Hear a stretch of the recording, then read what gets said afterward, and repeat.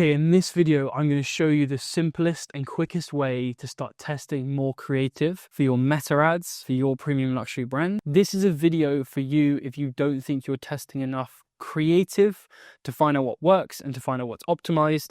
And if you need something that you can pass to your production teams, your creative teams, and your ads teams to get this back on track and actually test more content. Let's get into it. So firstly, my name's Ollie. I'm the founder of 303 and we run hundreds upon hundreds of creatives every single week for our clients within premium luxury brands. This for me is the easiest way for you to get better at testing creative for your meta ads. Now, why is testing so important if you don't already understand that and you're not sure why it's got so much weight behind it at the moment? Because the way platforms are working is they're going off the best creative, particularly in things like Advantage Plus. It needs great creative in order to work. That's how you scale from a few thousand to tens of thousands to hundreds of thousands and then millions within media spend profitably for your premium luxury brands. You do it by creative testing, finding out what's working and doubling down in that area. So the first thing you need to do when you're looking at testing ads is identify two things. The first thing is where it's sitting within the funnel. Even if you're at Advantage Plus, you need to understand where this ad is going to sit within the funnel. So is it going to people that know about us, or is it going to people that don't know anything about the brand at all?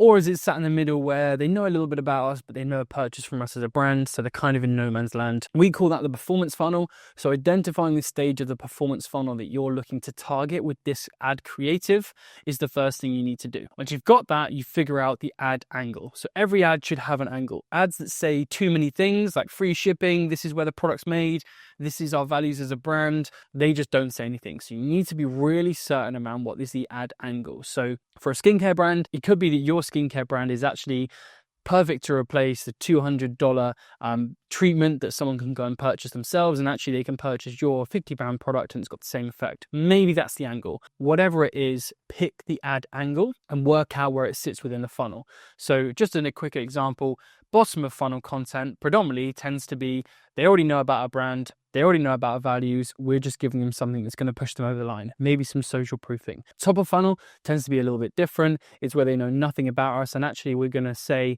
our main brand story and why we exist. That is the ad angle we're going for as an example, or our key product. Find your ad angle, make sure you've identified what stage within the funnel that needs to be. And in briefing and in campaigns within Meta, I would always make sure you've got those two things within titles. So when you're speaking to a graphic designer or a video editor or a photographer or a creative director, you know where you're talking about, and constantly refreshing that is really key.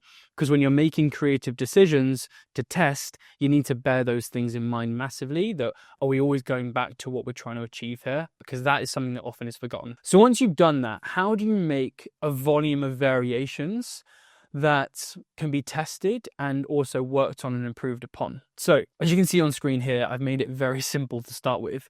So using this formula, we can get 16 different variations from one ad angle that we can test and understand what is working the best. If you're not testing a lot, I would recommend starting here. I wouldn't try and expand upon this, but for the record, what you can do is you can just expand upon this by creating more creative formats and more creative copy options and just keep going and going and going. But what you'll tend to find is that within Meta, so you'll have your campaign and your ad set. So your ad set will probably be the ad angle in the funnel. So what's the ad angle, like we said before, and what stage of the funnel we are. And then these will be all the independent ads you have within that. Now, for some brands, they might have 50 different ad angles that they're running for all their different products. So this could really scale up massively. But just let's say you've got your main product you want to push and you've got your main ad angle and where it's going to sit within the funnel. That's what we've got for now. This is going to create 16 variations that Meta can test. And if you're spending a healthy amount of media spend on Meta, this is a good amount to go for. A few things to note before we start.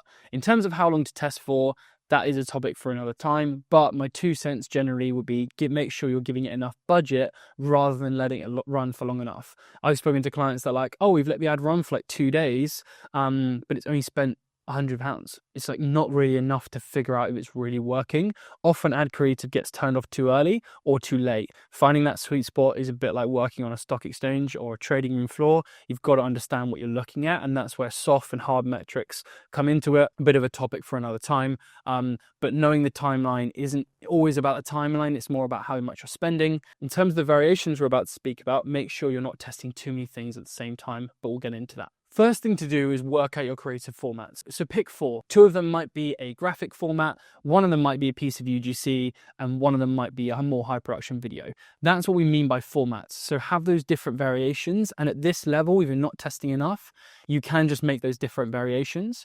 What we've found is that sometimes on certain ad angles, UGC works, but on other ad angles, it doesn't work, and graphics works. So that's why we're suggesting here to test different creative formats as a starting place. Obviously, 4 we think is a bit of a sweet spot, because you could just do imagery only, you could just do UGC, you could just do high production, and you could just do graphic carousel as an example. But pick those 4 formats, maybe pick things that you have got the facilities to produce, or you can easily get made and tested upon. When it comes to placement copy, so the difference between placement copy and creative copy, placement copy is around the ad on the placement, so around meta, where you've got your primary text, your headline, and then you've also got the creative copy, which is within the asset itself. This is talking about the creative testing as opposed to copy testing, which is more placement copy testing. So that is a subject for another time. However, what we would recommend doing there is that Meta allows you to test many things at once. So actually you can build a bit of a structure for all of that copy in a very similar way to this, and then put it across all of these assets, because they're all going to be for the same ad angle. So you don't need to worry too much about having to build different copy each time. This ad angle is going to be the same. So in that way, you can just copy those across headline tests and primary text tests and let Meta do that work if you need to. But going into creative copy, so this is talking about the copy within the creative itself. It could be the script, it could be the graphics you're seeing on screen, it could also be one, headline that you're putting over an image. That's literally the level we're talking at here.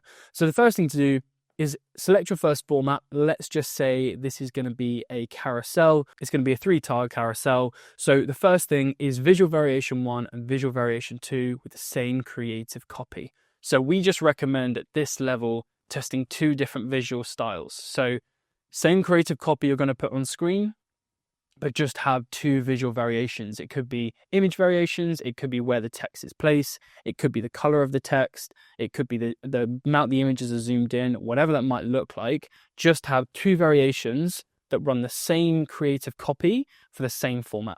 And you've got 2 assets there that you can test next to each other. You're going to do the same thing again for that first format. You're going to make the copy different that's within the creative. So again, going back to that carousel, you could just have the same visual variations across this section. This time the copy is different itself. So straight away, we've made 4 different assets which are testing different things against each other. And once they're running, we can start to see a pattern. Now, all you then do is you just need to copy this across all the different styles of formats that you're making. So it could be UGC. Let's just run through that example. It could be, so the creative copy is the script in this case, and visual variation 1 and visual variation 2. It could be the way you've edited. One version could have less B-roll and more just of the creator's face and them talking to camera. The other one could have way more B-roll and actually be all B-roll and just a voiceover. They're the 2 variations you're going against. You can then take those edits and just have those edit styles and just have a different script that's running. In the UGC instance, sometimes when we say different script, we just edit things in a different way. So then the narrative is told in a different way. It's maybe a different hook, but the script's kind of the same. So you don't have to get the same asset made twice. You just re-edit it so the script flows in a different format. Same thing with, static imagery. You can just have different levels of static imagery with different bits of copy within them, or visual variation. It could be image of your clothing brand. Let's take a pair of shoes, for example. You've just got different imagery across it.